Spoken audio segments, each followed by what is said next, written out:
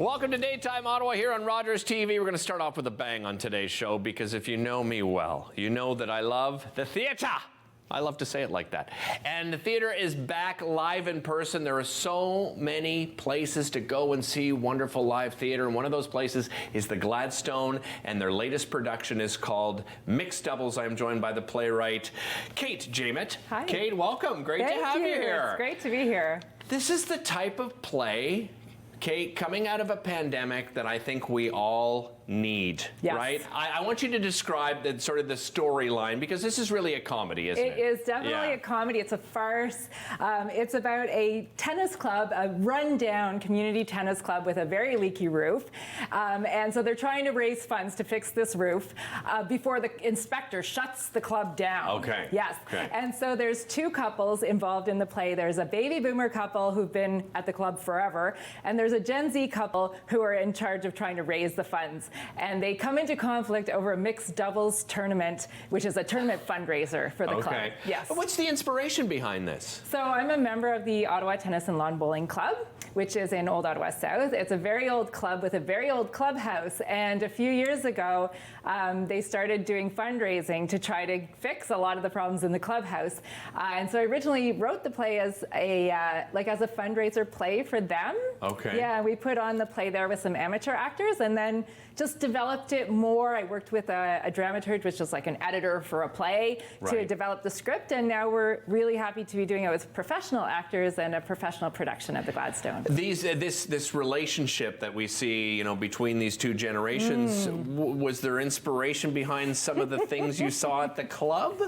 Oh, for sure. And in my life, because I'm Gen X, which is sort of in between the boomers and the millennials, right? And my kids are Gen Z, so I definitely see like at the family dinner table with my parents there and my kids, and you know, there's a lot of generational conflict, so that's all coming into it for sure. You have decided we are going to do a little bit of a part of the play here together. Yes, so you've sent me a bit of script. Yes.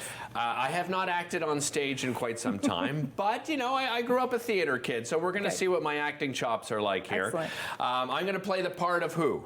So you're Barry. So Barry is the man in this boomer couple. Okay. He's a lawyer. He's rather well off. All right. And very confident of himself. And he happens to be the reigning champion of men's in this club. Ah, okay. Yes. And you're playing Barb, I'm playing who Barb. is? Barb is Barry's wife. And she's been married to him just a little bit too long. Okay, I like it. All right, so do you want to get started here? Okay, so this is the set is in the bar area of the clubhouse, and Barry is sitting having a drink, and Barb comes in. She's just finished a game. Okay. Right. Let's come together just a little bit here. All right, here we go. Hi, honey. Hello, old bean. I wish she wouldn't call me that. It's a term of endearment. It's a canned vegetable. Legume, actually. Did you win your match? Of course. She says to the bartender, Ryan Ginger. Coming up, ma'am. Oh, she trips over the bucket. Okay, all right. Sorry. I don't know why we keep coming here. Nonsense, old bean. We've been members here for 30 years. Maybe it's time for a change. Let me ask you this. What keeps a relationship together for 30 years? I don't know. Family bonds, shared experiences. Those are the bricks, yes. But what is the mortar? What is the cement that holds those elements together? Love? Tradition.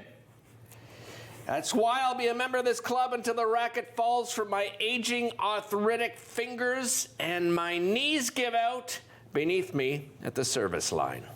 Very poetic. You're Ryan Ginger, ma'am. Thanks. Well, if we're going to stay here, we should at least give them a donation to fix the roof. I'd love to, old bean, but we can't afford it. I got a call this morning from the contractor who's installing our wine cellar. It's going to cost another $20,000. 20 grand? The atmospheric conditions are deplorable. We're going to need an ultrasonic humidifier and a remote thermohygrometer. A thermohygrometer. Relative humidity is crucial to proper wine storage. If your cork dries out, you can kiss your Cabernet Sauvignon goodbye. Wow. I hope you're not putting it on our line of credit. I'm arranging to sell some stock. The money should be deposited in our household account in a couple of days. I won't give it to the contractors until they've finished the job, mind you.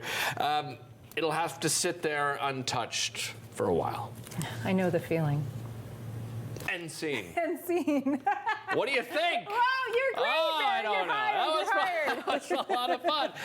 Let's talk about sort of your background, right? This Okay. isn't the first play that you've written. How did you get into playwriting? Yeah, so I've been a writer for a long time. I used to work at the Ottawa Citizen, so journalism and that. And so quite a few years ago, on a bit of a whim, I took a sketch comedy writing course with Pierre Bro, who's a well-known Absolutely, writer, a legend actor, here. stand-up in comedian. Ottawa. And so we wrote these sketches in the class, and I thought a couple of mine were, pretty good. Okay. So I submitted them to these 10-minute play festivals, which they're all over the world.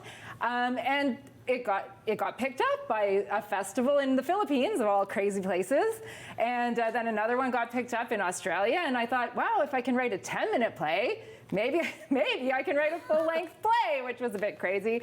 But yeah, that's how I got into it. And this isn't your first full length. You've written another play, right? For the club. For the club. Right, as a fundraiser. Yeah. It all started with fundraising at the club, and they have a beautiful old clubhouse. So it was a great place to put on a play, right? Right. So that was sort of the idea. And the first one was called The Royal Flush. And it was actually about two sisters whose father is a bit of an alcoholic, a bit of a gambler, a bit of a ne'er-do-well kind of guy. And he has this cabin up in the woods, and he dies. And the two sisters who are estranged go up to settle his estate, but really they think that he has stashed his gambling fortune somewhere in the cabin. I like this plot. It's very good, that was very the first clever. one, and that was called The Royal Flush. Something really, really cool that you've done is you've partnered with some clubs here in Ottawa, right? Yeah, it's fantastic. So I should mention Kuhnstadt, which is a local sports company. They are a sports retailer. They focus on tennis a lot. So they were very kind and gave us a lot of clothing to wear. So our actors have excellent costumes.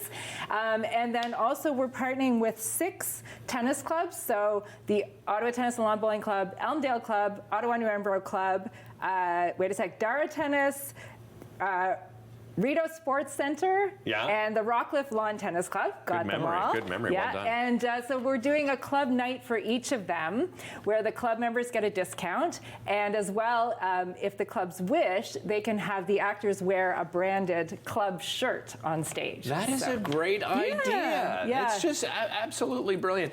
Let's talk about the run. Obviously happening at the Gladstone Theatre. How long is it running? When does it begin? Right, thanks for that question. So the preview is October 19th. So next Wednesday is the preview. That's a $25 preview, $25 all tickets, yes. And then opening night is the 20th of October. And we run from Tuesdays till Saturdays in the evening, as well as a Saturday and Sunday matinee. And it closes November 5th. And you can get your tickets at thegladstone.ca. Don't go anywhere. We'll be back with more Daytime right after this.